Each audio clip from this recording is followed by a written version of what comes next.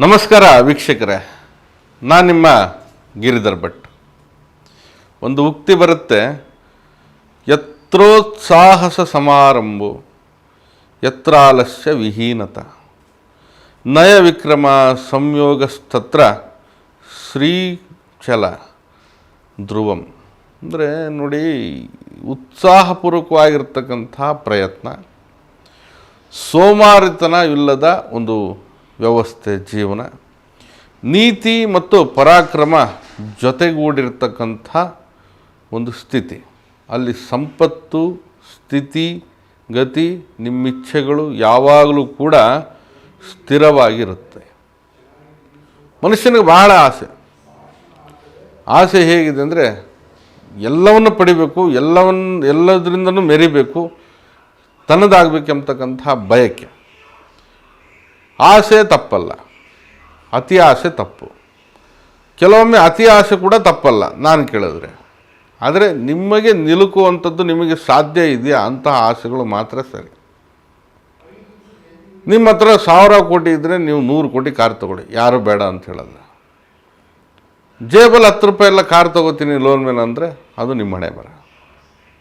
ಅಂದರೆ ನಿಮ್ಮಲ್ಲಿ ಸ್ಥಿರತೆ ಇರಬೇಕು, ಸಂಪತ್ತಿರಬೇಕು, ಅಥವಾ ಅದನ್ನು ಪಡ್ಕೊಳ್ಳಿಕ್ಕೆ ಬೇಕಾದಂಥ ಅವಕಾಶಗಳಿರಬೇಕು, ಆ ಶ್ರಮ ಇರಬೇಕು. ಅವೆಲ್ಲವನ್ನು ಇದ್ದು ನಿಮ್ಮ ಮುಂದೆ ಹೋದರೆ ಖಂಡಿತ ಅದನ್ನು ಮಾಡ್ತೀರಿ. ಕೆಲವೊಮ್ಮೆ ಏನಾಗುತ್ತೆ, ಆಸೆಯನ್ನು ಬಿಟ್ಬಿಟ್ರೆ ನೀವು ಬುದ್ಧರಾಗ್ಬಿಡ್ತೀರ. ಭಗವಾನ್ ಬುದ್ಧ ಇದನ್ನಲ್ಲ, ಆಸೆ ಬಿಟ್ಟಿದ್ದಾರೆ. ಆಸೆ ಬಿಟ್ಟು ಸರ್ವಸಂಗ ಪರಿತ್ಯಾಗಿಗಳಾಗಿ ಜೀವನವನ್ನು ಮಾಡಿರ್ತಕ್ಕಂಥ ವ್ಯಕ್ತಿ. ಹೀಗಾಗ್ಲಿಕ್ಕೆ ಸಾಧ್ಯನೇ ಈಗಿನ ಸಮಾಜ? ಬುದ್ಧನ ಆದರ್ಶ ಗುಣಗಳನ್ನು ನಾವು ತಗೊಳ್ಬೋದು, ಆದರೆ ಬುದ್ಧನಾಗ್ಲಿಕ್ಕೆ ಸಾಧ್ಯ ಆಗೋದಿಲ್ಲ. ಯಾಕಂದರೆ ಆಸೆ ಬಿಡಲಿಕ್ಕೆ ಯಾರ ಕೈಯಿಂದ ಆಗಲ್ಲ. ಆಗುವಂಥದ್ದು ಅದು ಆಧ್ಯಾತ್ಮ ಬೇರೆ, ಅದು ಒಂದು ಹಂತ, ಅದು ಒಂದು ನಿಷ್ಠೆ, ಅದೊಂದು ಜೀವನ.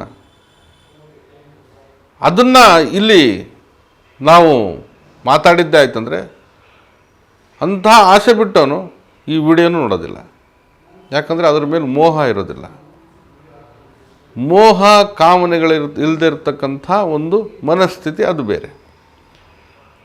ಆದರೆ ನಿಮಗೆ ಬರ್ತಕ್ಕಂಥ ಆಸೆ ಉದ್ದೇಶ ಸದುದ್ದೇಶವಾಗಿರಲಿ, ನೀವು ಇಷ್ಟಪಟ್ಟಿದ್ದು, ನಿಮಗೆ ಸಿಕ್ಕಾಪಟ್ಟೆ ಇಷ್ಟ ಆಗಿರೋದು, ನಿಮಗೆ ಬಹಳಷ್ಟು ಪ್ರೀತಿ ಆಗಿರೋದು, ಅಥವಾ ನನ್ನ ಬದುಕಿನಲ್ಲಿ ಅದೊಂದು ಆಗಬೇಕು ಎಂಬತಕ್ಕಂಥ ಕನಸಿರ್ಬೋದು.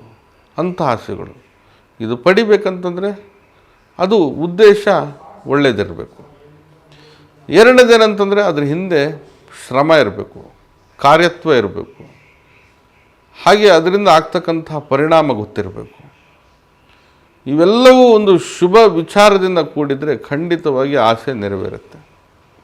ಸುಮ್ಮನೆ ಬಾಗಿಲು ಹಾಕ್ಕೊಂಡು ಕತ್ಲು ಕೋಣೆಯಲ್ಲಿ ಕೂತ್ಕೊಂಡು ನಾನು IAS ಆಫೀಸರ್ ಆಗ್ತೀನಿ ಅಂದರೆ ಆಗಲ್ಲ. ಓದಬೇಕು, ಅದು ತಿಳ್ಕೊಳ್ಬೇಕು, ಶ್ರಮ ಪಡಬೇಕು, ಅದರಿಂದ ಬೀಳಬೇಕು. ಅದಕ್ಕೆ ನೀವು ನಿಮ್ಮ ಜೀವನವನ್ನು ಅರ್ಪಣೆ ಮಾಡಬೇಕು. ಆ ಸಂದರ್ಭಕ್ಕೆ ಖಂಡಿತ ನೀವು ಆಗ್ಬೋದು, ಏನಾಗದೇ ಇರೋದೇನಲ್ಲ, ಆಗ್ಬೋದು. ಸುಮ್ಮನೆ ಕಲ್ಪನೆ ಕಾಣ್ತಾ ಯೋಚನೆ ಮಾಡ್ತಾ ಇದ್ದರೆ ಆಗಲ್ಲ. ಸುಮ್ಮನೆ ಕಲ್ಪನೆ ಕಾಣ್ತಾ ನಾನೊಂದು ರಾಯಲ್ ಎನ್ಫೀಲ್ಡ್ ಬೈಕ್ ತೊಗೊಂಡು ಎಲ್ಲ ಸುತ್ತಾಡ್ಕೊಂಬರ್ಬೇಕು, ಈಗಿಂದೊಂದು ಟ್ರೆಂಡ್ ಆಗಿಬಿಟ್ಟಿದೆ. ಅದು ಹಂಗಾಗಲ್ಲ. ಅದು ನೀವು ತಗೋಬೇಕಂದ್ರೆ ದುಡಿಬೇಕು, ದುಡಿದು ನೀವು ತಗೋಬೇಕು. ನೀವು ಓಡಾಡಬೇಕಂತಂದರೆ ನಿಮಗೆ ಹಿಂದೆ ಅಷ್ಟು ದುಡ್ಡು ಇರಬೇಕು. ಅಂದರೆ ನಿಮ್ಗೊಂದು ಒಳ್ಳೆ ಕೆಲಸ ಇರಬೇಕು. ಶನಿವಾರ ಭಾನುವಾರ ಸುತ್ತಾಡ್ಕೊಂಬರ್ಬೇಕು. ಇಲ್ಲಿ ಕೆಲಸ ಇಲ್ಲ, ಕಾರ್ಯ ಇಲ್ಲ, ಜೀವನ ಇಲ್ಲ, ಗಾಡಿ ಇಲ್ಲ, ಬರೀ ಯೋಚನೆ ಮಾಡ್ಕೊಂಡು ಕೂತ್ಕೊಂಡ್ರೆ ಅದು ಹಂಗೆ ಆಗೋದಿಲ್ಲ. ನೀವು ಆಸೆ ಪಟ್ಟಿದ್ದೆಲ್ಲ ಸಿಗುತ್ತೆ ಅನ್ನೋದು ಸುಳ್ಳು. ಸಿಗಬೇಕಂತಂದರೆ ಅದ್ರ ಹಿಂದೆ ನೀವು ಬೀಳಬೇಕು. ನಂತರ ಬರೋದು ಭಾಗ್ಯ, ಅದೃಷ್ಟ, ಪರಿವರ್ತನೆ. ಖಂಡಿತ ಅದೆಲ್ಲ ಒಂದು ಕಡೆ ತೊಗೊಂಡು ಹೋಗುತ್ತೆ. ಸತತವಾದಂತಹ ಶ್ರಮ, ಜೀವನ ವ್ಯವಸ್ಥೆ ಇದ್ದರೂ ಕೂಡ ಕೆಲವೊಮ್ಮೆ ಆಸೆ ಅನ್ನೋದು ಈಡೇರದೆ ನೀವು ಹತಾಶರಾಗ್ಬೋದು. ಅದು ಬೇರೆ ರೀತಿಯಾದಂಥ ಸಮಸ್ಯೆ. ಆದರೆ ನಿಮ್ಮ ಆಸೆಗಳಿಗೆ ಒಂದು ಇತಿ ಮಿತಿ ಅನ್ನೋದು ಇರಲೇಬೇಕಲ್ಲ. ಅವೆಲ್ಲವನ್ನು ಕೂಡ ನೀವೇ ಲೆಕ್ಕಾಚಾರ ಮಾಡಿ ಯೋಚನೆ ಮಾಡಬೇಕು. ನೋಡಿ, ನೀವು ಸಿಕ್ಕಾಪಟ್ಟೆ ಒಂದು ವಿಷಯನ ಆಸೆ ಪಟ್ಟಿರ್ತೀರ, ಯಾವುದೋ ಒಂದು ಪ್ರೀತಿ ಮಾಡಿರ್ತೀರ, ಅಥವಾ ಈ ಸಂಬಂಧದಲ್ಲಿ ಎಲ್ಲೋ ಒಂದು ಬಳಗದಲ್ಲಿ ಹುಡುಗಿನ ಮದುವೆ ಆಗಬೇಕಂತ ಯೋಚನೆ ಮಾಡಿರ್ತೀರ, ಅಥವಾ ಒಂದು ಕಾರು ಬಂಗ್ಲೆ ತೊಗೋಬೇಕು, ಬಾಡಿಗೆ ಮನೇಲಿ ಇರ್ತೀವಿ, ಒಂದು ಮನೆ ಸ್ವಂತವಾಗಿ ತೊಗೋಬೇಕನ್ನೋ ಒಂದು ಆಸೆ, ಒಂದು ಹೆಣ್ಮಗು ಇದೆ, ಒಂದು ಗಂಡು ಮಗು ಇರಲಿ ಅನ್ನೋ ಆಸೆ. ಒಬ್ಬ ಮನುಷ್ಯನಿಗೆ ಏನಂತಂದರೆ ಒಂದು 2 ವೀಲರ್ ತೊಗೊಳ್ಳೋವಂಥದ್ದು ಆಸೆ. ಒಂದು ಪ್ರಾಯಕ್ಕೆ ಬಂದಿರೋ ಒಂದು 10-12 ವರ್ಷದ ಮಗುಗೆ ಒಂದು ಸೈಕಲ್ ತೊಗೊಳ್ಬೇಕನ್ನೋ ಆಸೆ. ಯೌವನಕ್ಕೆ ಬಂದರೆ ಅದೇ 2 ವೀಲರು. ಸ್ವಲ್ಪ ಫ್ಯಾಮಿಲಿ ಬಂತಂದರೆ ಒಂದು ಕಾರ್ ತೊಗೊಳ್ಬೇಕು, ಒಂದು ಮನೆ ಕಟ್ಕೋಬೇಕು, ಮಗನ ಮದುವೆ ಮಾಡಬೇಕು, ಮಗಳು ಮದುವೆ ಮಾಡಬೇಕು, ಒಂದು ಆಸೆ. ಆಸೆಯ ಜೊತೆಗೆ ಕರ್ತವ್ಯನೂ ಕೂಡ ಇರುತ್ತೆ. ಕರ್ತವ್ಯ ಅಲ್ಲಿ ಮಾಡಲೇಬೇಕು ನೀವು. ನಿಮ್ಮ ಮಕ್ಕಳು ಮಾಡೋದು, ಮಕ್ಕಳು ಆಗ್ತಕ್ಕಂಥದ್ದು, ಹಾಗೆ ಆ ಮಕ್ಳಿಗೆ ಮದುವೆ ಮಾಡೋದು, ಆ ಮಕ್ಳಿಗೆ ಒಂದು ಸ್ಥಾನಕ್ಕೆ ಸೇರಿಸೋದು ನಿಮ್ಮ ಕರ್ತವ್ಯ. ಅದು ಅದಕ್ಕೆ ಆಸ್ತಿ ಮಾಡೋದು ಅಥವಾ ಏನೋ ಮಾಡೋದು ಅದು ನಿಮ್ಮ ಧರ್ಮ, ಅದು ನಿಮ್ಮ ಬಿಟ್ಟಿದ್ದು. ಕರ್ತವ್ಯನ ಮಾಡಲೇಬೇಕಾಗತ್ತೆ, ಇಷ್ಟಪಟ್ಟಿದ್ದನ್ನ ಪಡಿಬೇಕು. ಸುಮ್ಮನೆ ಅದ್ರ ಹಿಂದೆ ನಾವು ಯೋಚನೆ ಮಾಡ್ಕೊಂಡು ಏನು ಮಾಡ್ತೀವಿ, ಆಸೆಗಳನ್ನು ನೀವು ಕಮರ್ಕೊಂಡು ಅಥವಾ ಸುಮ್ಮನೆ ಬರೀ ಯೋಚನೆ ಮಾಡ್ಕೊಂಡು ಆಸೆನ ಈಡೇರಿಸ್ಕೊಳ್ಳಿಕ್ಕೆ ಯಾವತ್ತಿಗೂ ಸಾಧ್ಯ ಇಲ್ಲ. ಅದ್ರ ಹಿಂದೆ ಬೀಳಬೇಕಾಗತ್ತೆ.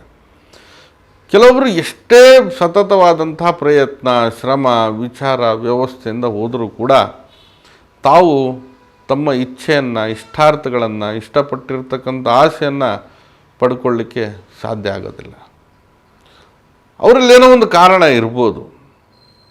ಆದರೆ ನೋಡಿ, ಇಷ್ಟೆಲ್ಲ ಶ್ರಮಪಟ್ಟರು ನಮ್ಮ ವಿಷಯ ನಡೀತಾ ಇಲ್ಲ ಅನ್ನತಕ್ಕಂಥದ್ದು ಅವ್ರ ಮನಸ್ಸಿನಲ್ಲಿ ಖೇದಕರವಾಗಿರುತ್ತೆ. ನಾನು ಉದಾಹರಣೆಗೆ ಹೇಳಿದೆ ನಿಮಗೆ, ಮನೆ ಕಟ್ಟೋದಿರಲಿ, ಮನೆ ತೊಗೊಳೋದಿರಲಿ, ಒಂದು ಜಾಗ ತೊಗೊಳೋದಿರಲಿ, ಜಮೀನು ಮಾಡೋದಿರಲಿ, ಈ ರೀತಿಯಾಗಿ ಆಸೆಗೆ ಬಿದ್ದು ಯಾವುದೋ ಒಂದು ಜಮೀನು ತೊಗೊಂಡಿರ್ತಾರೆ, ಅಲ್ಲೂ ಕೂಡ ಏನೋ ಒಂದು ಲಿಟಿಗೇಷನ್ ಆಗಿ ಸಮಸ್ಯೆ ಆಗಿರ್ತವೆ. ಇದು ಒಂಥರ ಸಮಸ್ಯೆ.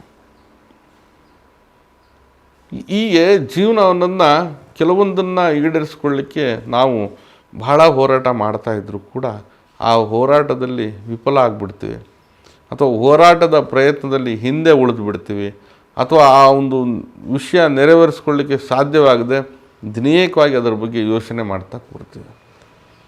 ಸಿಕ್ಕಾಪಟ್ಟೆ ಮನಸ್ಸಿಗೆ ಬಹಳಷ್ಟು ಒಂದು ಬಯಕೆ ಬಂದುಬಿಡುತ್ತೆ, ಏನೋ ಒಂದು ಮಾಡಬೇಕಂಥೇಳಿ ಆಸೆಯಿಂದ. ಆದರೆ ಅದು ಈಡೇರದೇ ಇದ್ದಾಗ ಮನುಷ್ಯ ಹೇಗೆ ಯೋಚನೆ ಮಾಡ್ತಾನೆ ಅಂದರೆ, ನಾನು ಹಣೆ ಬರನೇ ಇಷ್ಟು, ಎಂಥ ದರಿದ್ರ ಸಮಯಪ್ಪ, ನಾವೇನು ಕರ್ಮ ಮಾಡಿದ್ದೀವಿ, ಎಲ್ಲರೂ ಹೇಗೇಗೋ ಏನೇನೋ ಮಾಡಿ ಸೈಟು ಮನೆ ತೊಗೊಂಡ್ಬಿಟ್ರೆ ನಮ್ಮ ಕೈಲಿ ಆಗಿಲ್ವಲ್ಲ. ಸ್ವಲ್ಪ ಯೋಚನೆ ಮಾಡಿದಾಗ ನಿಜವಾದ ಸಮಸ್ಯೆ ನಿಮ್ಮ ಹಣಕಾಸಿನಲ್ಲಿದೆಯಾ, ನಿಮ್ಮ ದುಡಿಮೆಯಲ್ಲಿದೆಯಾ, ಅಥವಾ ನೀವು ಉಳಿತಾಯದಲ್ಲಿದೆಯಾ, ಇದರ ಬಗ್ಗೆ ಎಲ್ಲ ಅವಲೋಕನ ಮಾಡ್ತಾ ಹೋಗಬೇಕಾಗತ್ತೆ. ಎಷ್ಟು ಪಾಪ ಎಲ್ಲ ಬುದ್ಧಿವಂತರೆ ದುಡಿತಾರೆ, ಉಳಿಸ್ತಾರೆ, ಏನೇನೋ ಮಾಡ್ತಾ ಇರ್ತಾರೆ, ಎಲ್ಲೋ ಒಂದು ಕಡೆ ಹೇಗೋ ಒಂದು ಹಾನಿ ಆಗಿಬಿಡುತ್ತೆ, ಅದು ಬೇರೆ ವಿಚಾರ. ಹೀಗೆ ಬದುಕಿನಲ್ಲಿ ತನ್ನ ಇಷ್ಟದ ಕೋರಿಕೆಯನ್ನು ಈಡೇರಿಸ್ಕೊಳ್ಳದೆ ಒಂದು ರೀತಿಯಲ್ಲಿ ಹತಾಶದಾಯಕವಾದಂಥ ಮನಸ್ಥಿತಿಯಿಂದ ತಮ್ಮನ್ನು ತಾವೇ ಶಪಿಸ್ಕೊಳ್ತಾ ಇರ್ತಾರೆ, ಇಲ್ಲ ದೇವ್ರಿಗಾದರೂ ಶಪಿಸ್ತಾ ಕುಂತಿರ್ತಾರೆ.